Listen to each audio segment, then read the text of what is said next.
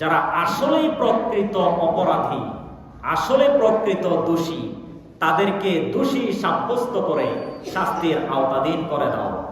আর যে অপরাধ করে নাই, সে গরিব, তার কিচ্ছু নাই, আপনাকে খুশি করার মতো তার সামর্থ্য নাই, তার দিকে তুমি দোষী সাব্যস্ত করে তাকে বিপদের মধ্যে ফেলে দেওয়া যাবে না। আমাদের বিচার ফয়সালা হচ্ছে এমন, যার টাকা পয়সা বেশি তার দিকে আমরা রায় দিয়ে দিই, আর যার কিচ্ছু নাই তাকে আরো একেবারে মেরে ফেলি। এই সিস্টেম থেকে আমাদের জাতিকে বের হওয়া লাগবে। আর না হয় দেশের মানুষ নিরাপত্তা, দেশের মানুষ সুষ্ঠু বিচার কখনো আশা করতে পারবে না। আর জাতির মধ্যে এই বিভ্রান্তি বেশি থাকার কারণে, এই অবস্থাটা বেশি ধরে রাখার কারণে মানুষ সুষ্ঠু বিচার তারা রাষ্ট্র থেকে, সমাজ থেকে তারা আশা হারিয়ে ফেলেছে।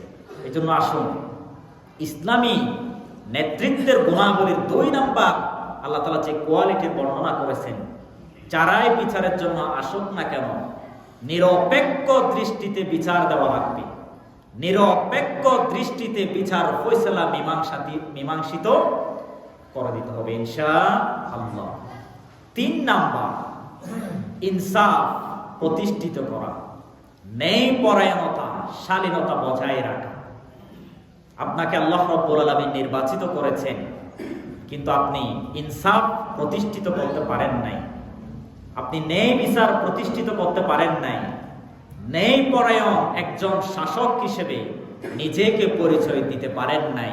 আপনি ব্যর্থ শাসক ছাড়া আর কিছুই নয়। জাতির কাছে কোনো প্রকার ভেদাভেদ করা যাবে না। আপনার নিকট আত্মীয় আপনার কাছে এসেছে, তাকে সুযোগ সুবিধা বেশি দিলেন, তার যোগ্যতা না থাকা সত্ত্বেও বিভিন্ন জায়গায় প্রতিষ্ঠানে আপনি চাকরি দিয়ে দিলেন, সুযোগ সুবিধা দিয়ে দিলেন, কিন্তু আরেকজনের যোগ্যতা আছে, তার টাকা নাই, তার সাথে আপনার পরিচয় নাই, যার কারণে তাকে আপনি যোগ্য স্থানে না বসিয়ে অযোগ্য স্থানে বসিয়ে দেওয়া, এটা আপনি ক্ষমতার অপব্যবহার করলেন।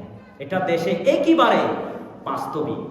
এই যে দেখেন, বাংলাদেশে অসংখ্য graduate person, high society, high qualification study করার পরেও বাজারে বাজারে ঘুরে, তাদের চাকরি হয় না। কারণ কি? তার টাকা নাই, ঘুষ দেওয়ার জন্য সেই তার অর্থ নাই।